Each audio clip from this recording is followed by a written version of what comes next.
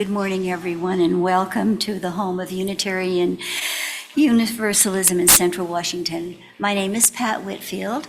I serve on the worship committee, I sing with the choir, and I'm a greeter. So those are my personal involvements here, and I'll be your celebrant this morning. If you are a visitor this morning, we're so glad that you're here. We welcome every person of goodwill, just as you are, whatever body you inhabit, whomever you love, whatever your age, you are welcome here. We invite everyone to join us for coffee, treats, and conversation after the service, both in person and on Zoom. For the folks on Zoom, you'll find the order of the service in the chat. And now, please take a moment, I'm emphasizing a moment, and greet those around you today, especially someone you don't know well.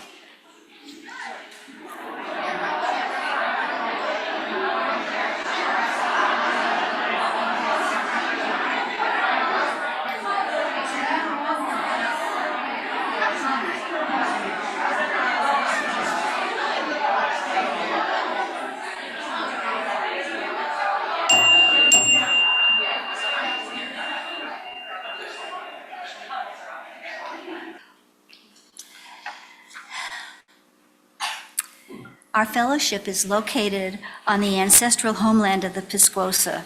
For thousands of years, the Pisquosa have been stewards of this land, fishing, hunting, gathering roots and berries, and practicing cultural traditions. The Pisquosas still live here. We acknowledge that their land has been taken over because the U.S. government broke treaty obligations and carelessly allowed uninvited white colonizers to settle here. We stand alongside our indigenous neighbors as they continue their traditions and seek to have all their rights recognized. We acknowledge our shared responsibility to sustain right relations with each other and the land. If it's something that you'd like to know more about, for more information, please visit our website, cascadeuu.org, under Welcome. Today we have a special guest. I wanted to raise up Reverend Sarah Movius Schur. She joined the Pacific Western Region team in 2016, which is about when we formed a Western region, and she serves as the primary contact for all congregations in the states of Washington, Montana, and Wyoming. In addition to her primary contact work, she's the Pacific Western Region specialist for small congregation concerns, and she networks with other small congregation specialists throughout the continent to provide targeted training resources for congregations that are smaller in size. She works with the UA Disaster Relief Fund and is a liaison to Equal Access, and does many things within the association. Is a very talented, effective minister. She was ordained in 2008, an ordained minister. As I say, we're all ministers when we're serving the purposes of the congregation, but some of us are ordained and called and contracted, and she began her work, though, as a faith leader long before she was ordained, active in congregations, leading, forming congregations, knows congregational life very well. And she now lives in Portland with her husband and her cat. She has two grandchildren now, right? Yeah, 2 grandchildren now. I noticed the district website she only has 1 grandchildren, so they need to update that before. Yeah, that's right. So we're always, websites are falling behind and should be active and alive and in the moment. But I also wanted to mention that she has roots in Wenatchee because one of her ancestors was a doctor here in Wenatchee and oversaw the birth of many citizens of the city of Wenatchee. So I want you to warmly welcome her, take opportunity to talk to her after the service, and be glad that she is here helping us open our hearts in worship. Thank you so much, Reverend Thomas. It's delightful to be here with you today. It's truly an honor. And so I want to give you some opening words. Hopped up on sun, wading through water, my mouth is open with pants and beams of sun, of moon, of joy. This day is consecrated not in its making, but in its being lived. May each day be a holy one, including this one. Let us worship together.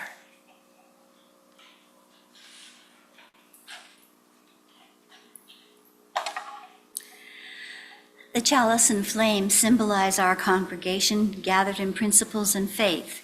If you at home have your chalice with you, please join me now in lighting it. Here in the sanctuary, we will speak these lighting words in unison, and they should be on your screen. In the light of truth and the warmth of love, we gather to seek and seek to share.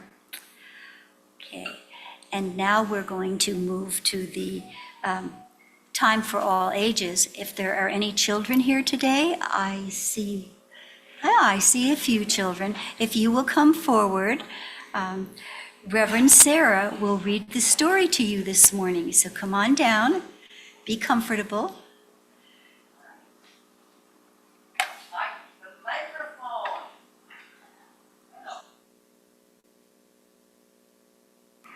Hello. I have the microphone. I guess it's like a magic talking stick, you know? Tells me it's my turn.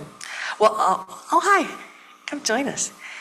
I'm not going to read a story. I'm going to tell you a story. And it's a true story. It's a really live true story that happened about a girl named Olympia Brown.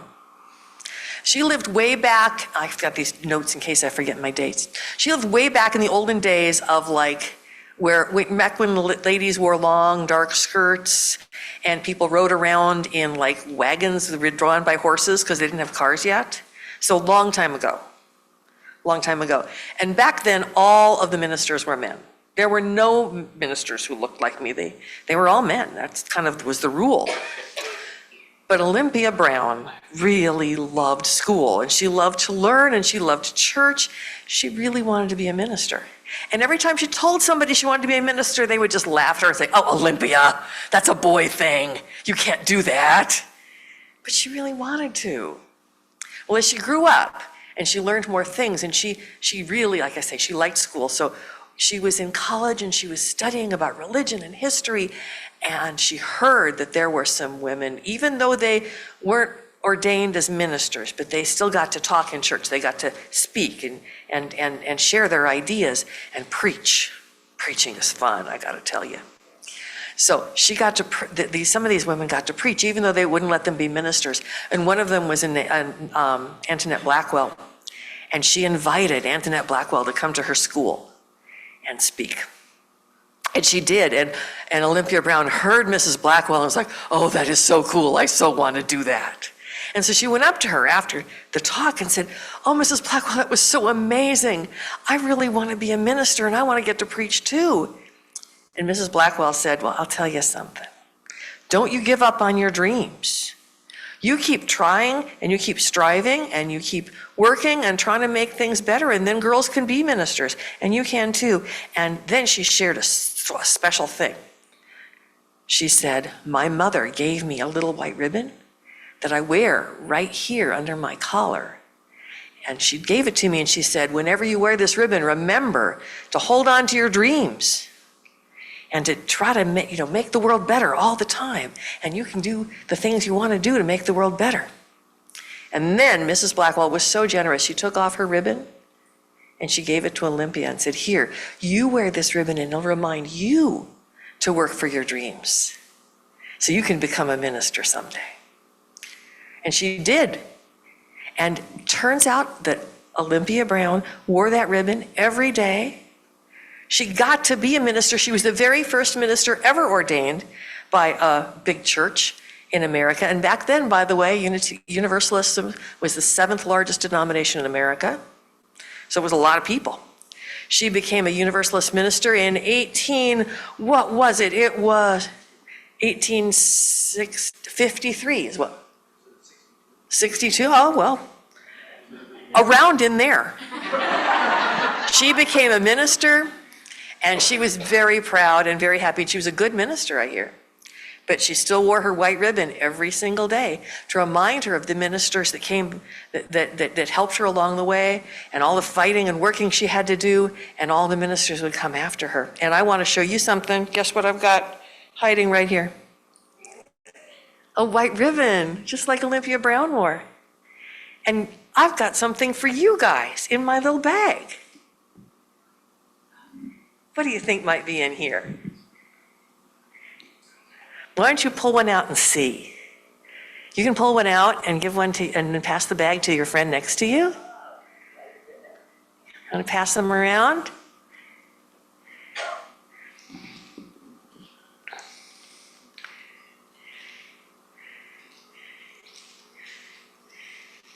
Yeah. You can keep this ribbon, and if you want to, you can wear it to remind you that you can work and strive to be the person you want to be too. I wear this to remind me of all the women who came before me, who helped me get here. And you can think about all the things you want to do with your goals and your dreams. And all you grown-ups out here, I have about 40 ribbons here. Because I know that it's not just kids who dream of having new goals and new aspirations. So I'm going to have these back with the cookies. And if anybody needs one, you just take one. There, I saw cookies earlier. I think we have some for after services. Yeah, so cookies and ribbons. What a day. What a day. Thank you so much for coming up and visiting with me. I understand that we're going to hear how it is you guys go back to your... Okay, I invite everybody along the center aisle to form an arch so the children can go as we all sing together. Now go with each other to find meaning in the spirit of love that we share. Now go with each other to find meaning in the spirit of love that we share.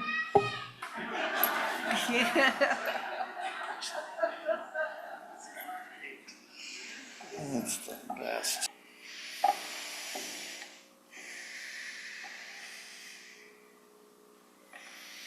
Here we are gathered in wholeness to invoke the wholeness of truth, of goodness, of love, of justice.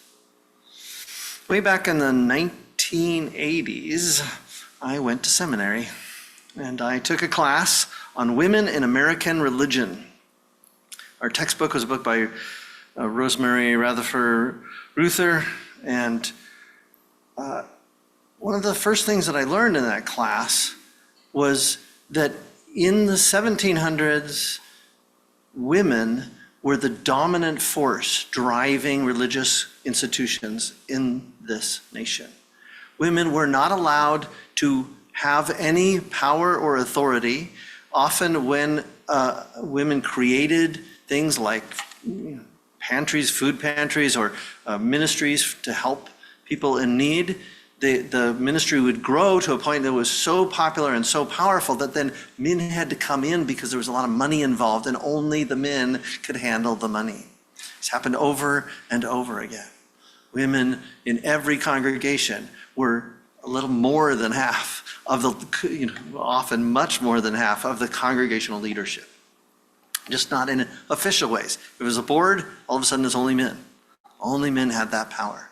And then as we move into the 1800s, more and more there was a desire for women to be legally able to own things and have possession of things. There was an understanding that there was something unbalanced, something unjust, something incomplete in human communities. And so it was that on June 25th, 1863, so I thought it was 62, Olympia Brown became the first woman to be ordained by a denomination. She was ordained by actually by the regional body of the Universalist Church. There had been ordained women, of course, powerful preachers, black women and white women who had got up and spoken, but they'd only been ordained or affirmed in any official way by congregations, individual, independent congregations.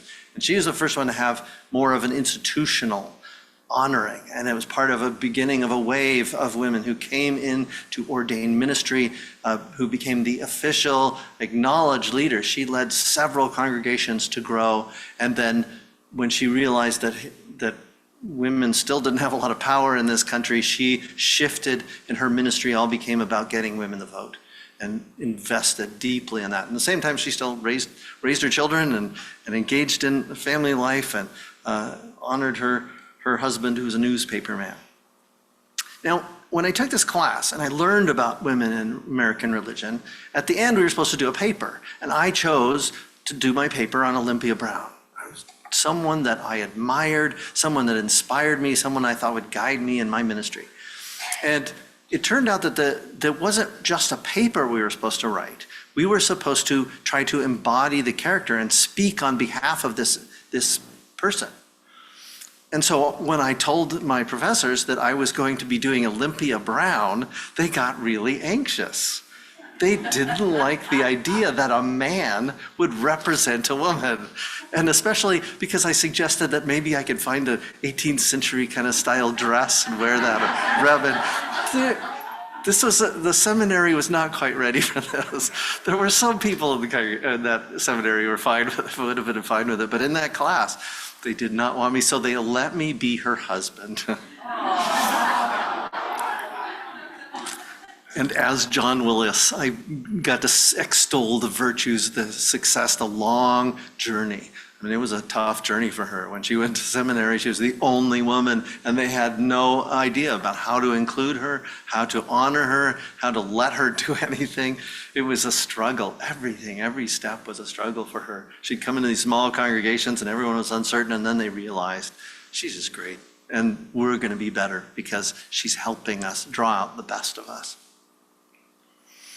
I noticed when I was listening to the President's speech, the State of the Union speech, that he specifically spoke about the power of women. He was talking about the power of women to undo the decision that the Supreme Court had made some time ago. And yesterday when we were having a workshop here, we were sharing, about 40 of us gathered to share stories and remembrances and thoughts about this congregation and help me understand, make sure I knew who I was serving. And one of the things that we raised up, one of the shining memories, was the Women's March right after the election back in 2016, that big gathering of people. It was all over. I was in Olympia, Washington, when it happened. It was a joyful, powerful experience, a sense that it was this power of women, but it was not just women. Everyone was holding up our ability to weave a better world and claiming our power despite the weird things that happen in democracy. Biden told Americans that those bragging about overturning Roe versus Wade have no clue about the power of women in America. There's a proverb that says, women hold up half the sky. But now the idea of women's rights and women's power is modified slightly. We're struggling now with honoring people who are not exactly women or exactly men. We're trying to figure out how those people who do not fit easily into either of those categories are still honored human beings who are part of our society. And we know that human society for a long time has been binary, and I have a little image of the binary world, right? All of humanity is either female or male. You're one or the other. And the two are separate in their spheres and what they did and what we were allowed to do. That whole very divided sense of the world. And you're either one or you're the other. You can't be both, right? And there was a fear, especially because of the way we have ideals about men, that there's a real fear about men in any way identifying with women coming over across that line, right? But as I thought about this thing, as I've thought about this for a long time, and my mother introduced me to feminism, I really wanted to come up with some different image. And so I have this another image in which there are two overlapping circles. And the overlapping circles are the male, things that are purely male and the things that are purely female. And then in the middle is human beings. And none of us really exist outside. I mean, there's some of us who mentally may exist out in one side or the other, but really humanity, to be a human being, is to be in the middle always. All of us, in some way or another, are a mixture of those things. All of us are a complicated blending. You remember a play which was about women, and the women were knitting, and then one of the men who had been out in the fields came in, and he made some comments about the stitching, because he understood the value of stitching. He understood the quality. He didn't do it himself, but he identified with the skill and the care that went into making excellent clothes for everyone, for all people. It was an affirmation of the power, even that isolated and divided power. And especially in the sort of frontier story, especially in the frontier, people realized that everybody had to cut wood at some point. Everyone had to go plow the fields. Everyone had to sew and cook. You all had to do it together sometimes because of there just were only so many people who could do it. And it was one of the beginnings of the next stage of the women's movement in this country. It was back during the pioneer days in which people would have to work together as a team and not be so rigid about dividing everything. My mom was the person, my mother was the person who really taught me to be a feminist. As a young boy, I was maybe 10 or 11, she decided to shift. Up until then, from the first 10 years of my life, she was a mother, she was a homemaker, she was a faculty dame. My father was the professor at the university, and she was a leader of the faculty dames. It's a position of power and importance, and she would have these gatherings in our house. But she decided to shift. And she started hanging out with people who were talking about spirituality and self-power and understanding who you are in the world and understanding that the society cannot limit or define in any perfect way who you are. And I remember one of the first books I saw was a guy named Wayne Dyer, right? Erroneous Zones. I didn't know what that book was about, but I knew something was going on with my mom. And then she started to shift, and she decided that she was going to become a real estate agent. She was going to take on a professional career, and she went through the training. My youngest brother, who was 7 at the time that she was taking the real estate tests, kind of resented not having his mom around as much. And he often said, one time when he was really angry at my mom, he said, "Thomas loves me better than you." He said, actually, it was Tom. I was Tom back then. But she wanted to be someone in the world different than the norm, the corner that had been granted to her by traditional society. And she engaged, and it was Unitarian Universalists who really helped her see that she wanted to be something more and that she could be something more, just like Antoinette Blackwell did for Olympia Brown. Imagine what you can be. Imagine a world in which you have power, and claim that power. And my mom was a very successful, she was one of the highest sellers in her real estate office. And always she was caring about people. She told me the reason she was so successful was that she cared about people. So she's still carrying on that kindness and that love into a professional career, which is about money and ownership, right? But she didn't get focused on just the money. She was always focused on human lives, how to make the world a better place. And when she was going through this, all these Unitarian Universalists were talking to her about spirituality, but what it means to claim not only your own power, but to link that to the power of others, to the great power. And one of the, I forgot to grab it, but I have a book. One of her friends gave me a book, and he said, he was the first person to say this to me, he said, "You have a sensitivity to spiritual things, and I think you'll like this book." And he gave me an illustrated copy of the Tao Te Ching.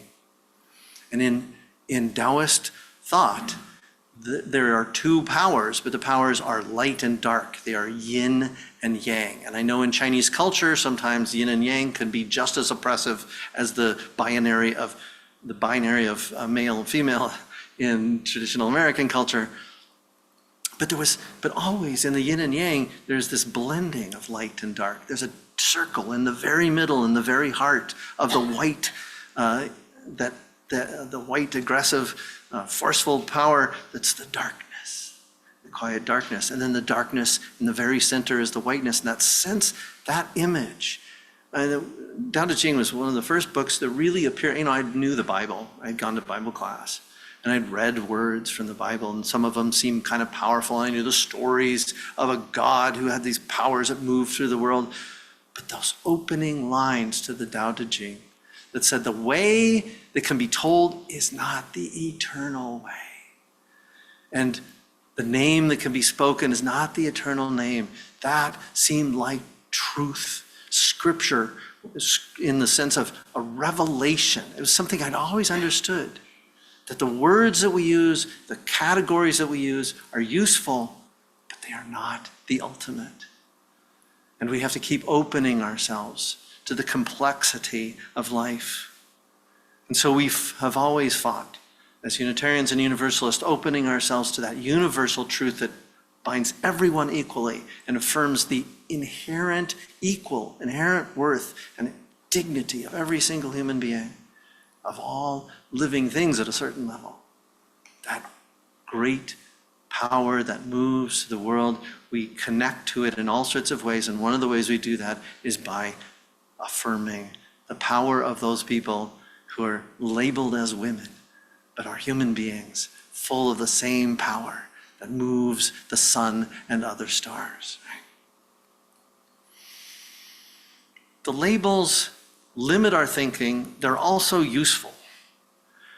The idea of women and men, the idea that there are women and men and that there are things that you can associate with those categories is a universal cultural norm.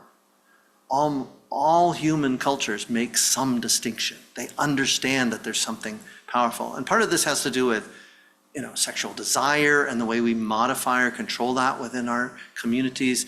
Part of this has to do with power. Part of it has to do with the realization that those people who are most devoted to taking care of children, who feel most personally involved in having born a child into the world, and it's not all women, but the understanding that changes your role in society, and you want to honor that, you want to include that in some clear and consistent way. That drives us. And right now, all of humanity still works to some degree or another out of the binary. There are males and there are females, and we need to sort that somehow. That's not going to go away. But we are the people who keep saying, don't get too rigid about that. Make spaces between the and doors and open doors and break holes in the walls, Just allow there to be some flowing between one and the other. For there is our power. There is our wholeness. When we're all connected, then we become back together as one great humanity. That is the power, the half of the sky. It's a little more than half the sky sometimes. And sometimes it's all of us together in some different way. And we're all struggling to figure out how we're going to live together. I remember going to Transylvania. The women sat over here and the men sat over here. And it was really disorienting to me. I thought, how do you do, doesn't this feel like, and he was talking about how it was so disorienting, my ministerial colleague over there, to come to America and sit in a group like this where we're all together and they're all mixed together, struggling to understand. He talked about sexuality and how that can muddy up relationships, sexual desire, especially in younger people. And it reminded me of the story I'd heard about a man who got on the train. He got on a train over in Edmonds. And he's getting on the Amtrak train coming over here, right? Coming to Wenatchee. And it's very crowded. And it had already gotten crowded at Seattle. And so he gets in on Edmonds and he gets seated right next to a woman. And he starts talking to her. He's very interested in this woman. He's talking to her, trying to draw her into conversation over and over. And she finally looks at him and she says, when you smile, that big smile of yours, it makes me want to invite you to my place in Wenatchee. And he said, really? He goes, are you single? And she goes, no, I'm a dentist.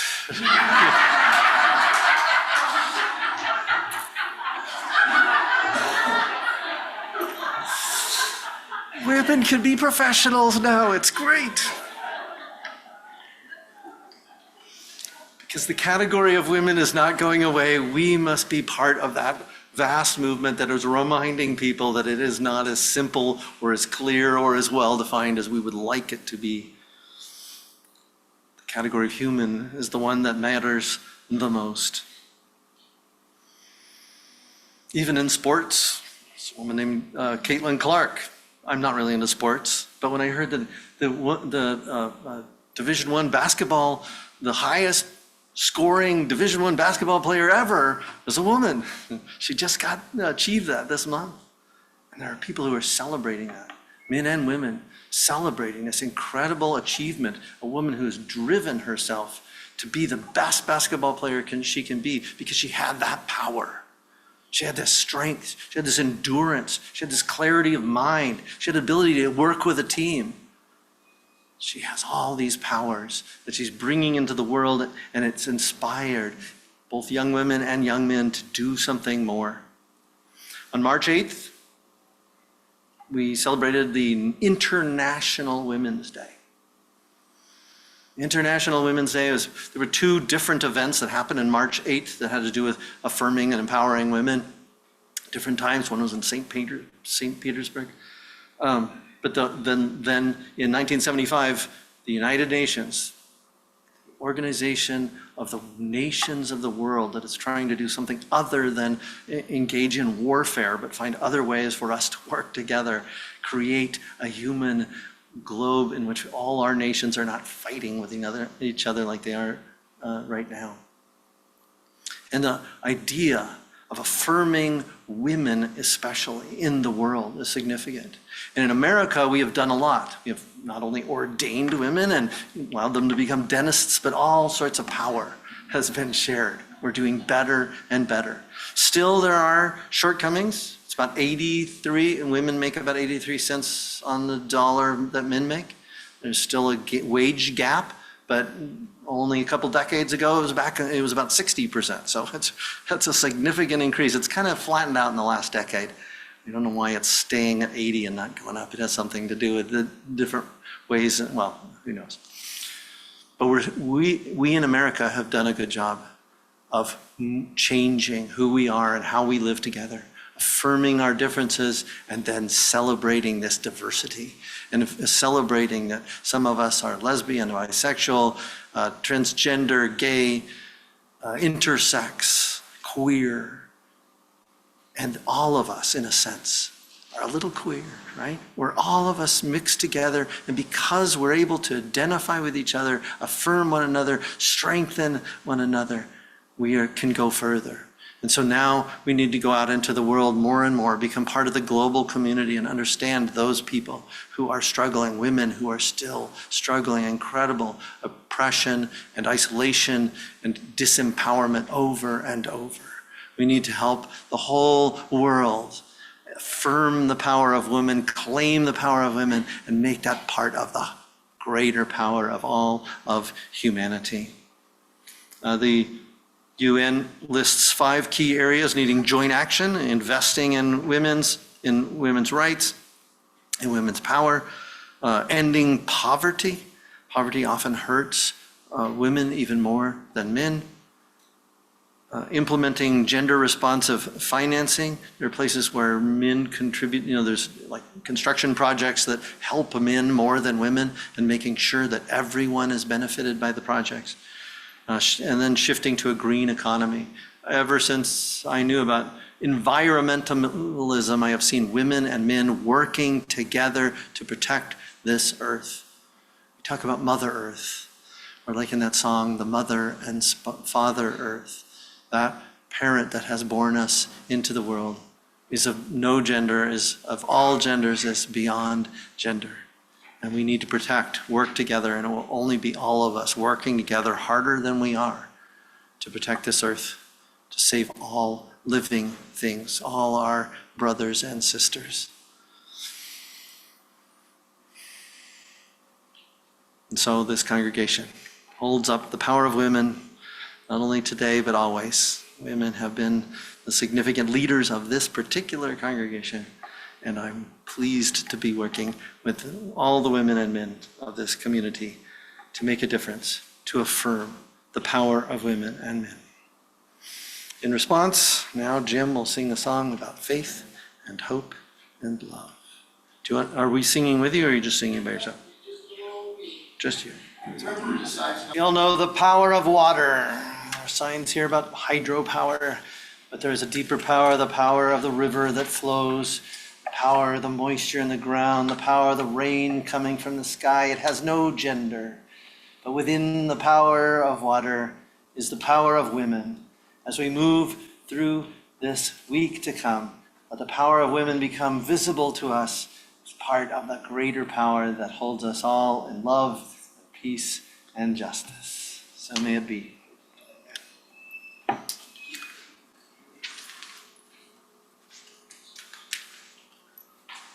Is that Rivers, amen? Yeah, exactly. All right, and now we will extinguish the chalice. As we extinguish the chalice, please join me in saying the words printed in your order of service or on the screen. We extinguish this flame, but not the light of truth, the warmth of community, or the fire of commitment. These we carry in our hearts together. We are together again. All right, and then now let's form our circle and sing our closing song.